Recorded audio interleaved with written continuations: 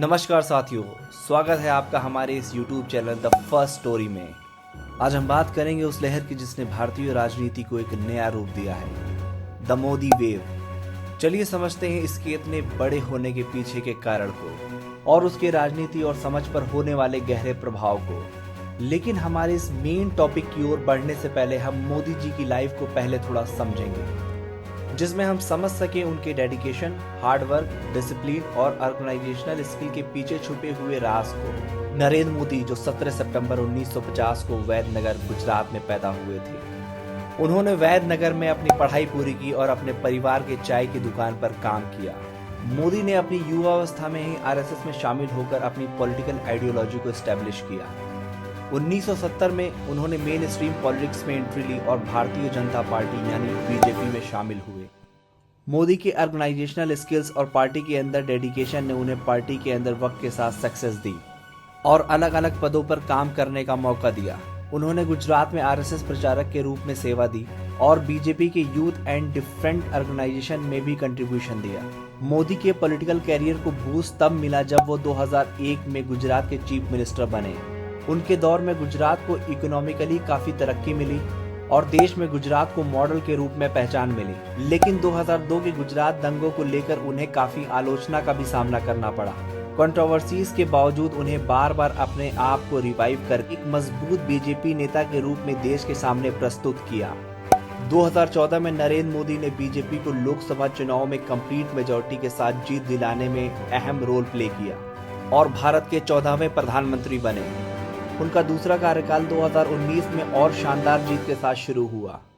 मोदी ने अपने कमाल की लीडरशिप स्किल से भारत की राजनीति को एक नया रूप और नई दिशा दी। दोस्तों, वीडियो के अगले हिस्से में हम बात करेंगे उस रीजंस की जिसकी वजह से मोदी लहर इतनी असरदार साबित हुई। मोदी वेव को समझने के लिए हमें 2014 के भारतीय लोकसभा चुनाव की ओर लौटना होगा। नरेंद्र मोदी ने अपनी लीडरशिप और डेवलपमेंट के वादों से एक राजनीति तूफान पैदा किया और जनता में बदलाव की उम्मीद जगी, जिसने उन्हें प्रधानमंत्री की कुर्सी तक पहुंचा दिया। मोदी वेव के पीछे एक रीजन निश्चित रूप से नरेंद्र मोदी की अनबिलीवेबल पर्सनालिटी है। चाहे उनके जनता के सामने कमान के भाषण देना हो या जरूरी मुद्दे पर बात करके जनता से जुड़ने की कला हो, जो लोगों पर अलग ही तरह से असर डालती है।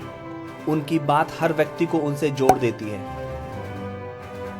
मोदी का इकोनॉमिक रिफॉर्म्स और डेवलपमेंट एजेंडे पर जोर देना बहुत ही इंपॉर्टेंट रहा है। मेक इन इंडिया और स्वच्छ भारत जैसे एक्टिविटीज इकोनॉमिक रिफॉर्म्स के साथ साथ मोदी जी को ऐसे लोगों से सीधा जोड़ती है जो देश में डेवलपमेंट चाहते हैं। जैसा कि हम जानते हैं कि भारत ग्लोबल अनसर्टेनिटीज से घिरा हुआ है।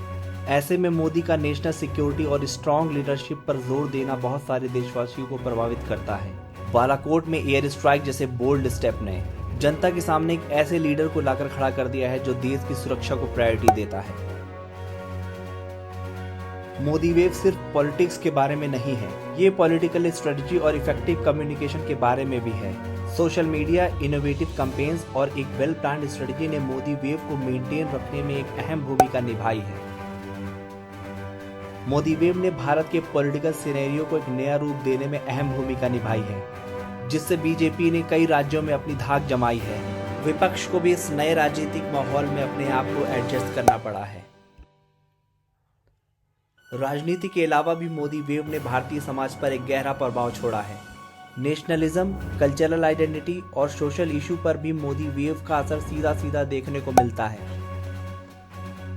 हालांकि ये भी इम्पोर्टेंट है कि मोदी वेव के सामने कुछ चैलेंजेस और क्रिटिसिज्म भी हैं, जैसे इकोनॉमिकल डिफरेंस, कम्युनल टेंशन और डेमोक्रेटिक इंस्टीट्यूशन के बारे में कंसर्न शामिल हैं।